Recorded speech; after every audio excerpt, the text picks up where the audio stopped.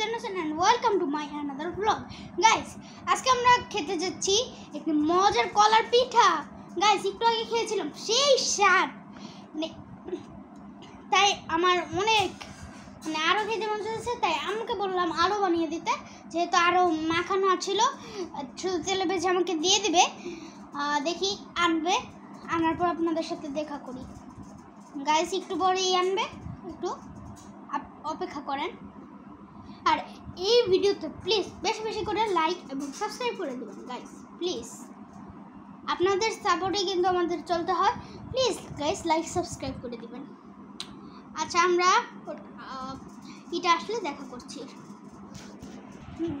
Guys, আমার কিন্তু video uploading মোবাইলটা অনেক সমস্যা করছে, এই মোবাইলটা আমার ঠিক করতে হবে। প্লিজ গাইস লাইক সাবস্ক্রাইব করে দিন প্লিজ গাইস। এটা হলো আমার ইউটিউবে মানে ভিডিওগুলো আপলোড করি এটা দিয়ে, এবং এটা দিয়ে বেশিরভাগ ব্লগ বানাই, শর্টসগুলো এই মোবাইল দিয়ে বানাই, কিন্তু আজকে এটা দিয়ে না বানাই এটা দিয়ে বানাচ্ছি। গাইস, পুরো গন্ধ ছুটে গেছে গাইস, মানে বুঝতেই পারছেন এত মজা হবে যে পুরো ঘরের গন্ধ কিন্তু ছড়িয়ে গেছে, এমন স্বাদ গাইস আর বলাই যায় না গাইস, অনেক অসাধারণ অসাধারণ। আমার আম্মু বানিয়ে আছে, দাঁড়ান একটু পরেই হয়ে যাবে, দেখি ওয়েট করি একটু।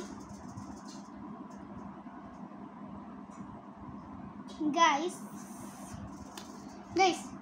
প্লিজ এই ভিডিওতে 10,000 লাইক এবং 10,000 কমেন্ট, 10,000 সাবস্ক্রাইব করে আমাকে জিতিয়ে দিন গাইস। প্লিজ গাইস, আপনাদের লাইক সাবস্ক্রাইবেই কিন্তু আমি চলি। দেখেন চুলা বন্ধ হয়ে গেছে, মানে হয়ে গেছে আমার ফেভারিট কলার পিঠা। গাইস, কলার পিঠা যেহেতু হয়ে গেছে, এই যে নিয়ে আসছে গাইস। ইতিমধ্যে কিন্তু আমাদের পিঠাটা ডান, তিনটা ছোট দুইটা বড়। গাইস অনেক বড়, গরম গাইস। এখন আমরা এটা খাবো, কিন্তু অনেক গরম গাইস, আমার হাত পুড়ে গেল দেখতে পাচ্ছেন, কিন্তু গ্রান্ট অনেক সেই দেখতেই পাচ্ছেন দেখতে ফুচকার মানে আলুর চপের মতো। খেয়ে দেখি।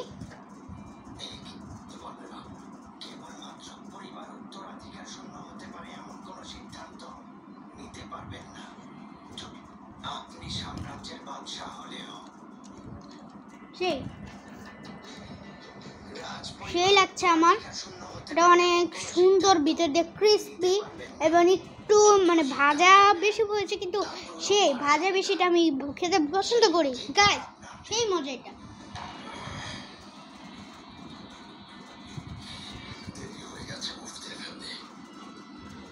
যদি আপনারা ঘরে বানাতে চান, আমি এটার রেসিপিটা বলে দিই। আর এটার রেসিপি হলো সুজি, দুধ, চিনি, ডিম এবং লবণ।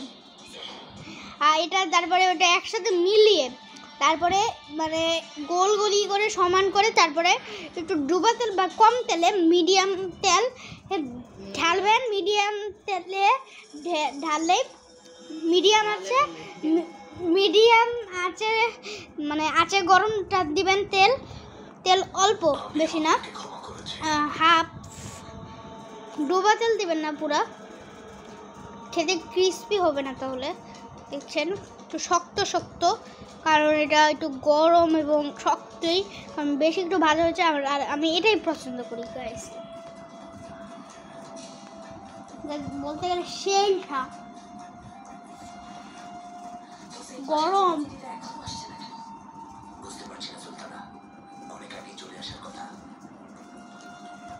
রেসিপি কিন্তু বলে দিয়েছি, আপনারা চাইলে ঘরে বানিয়ে নিতে পারেন।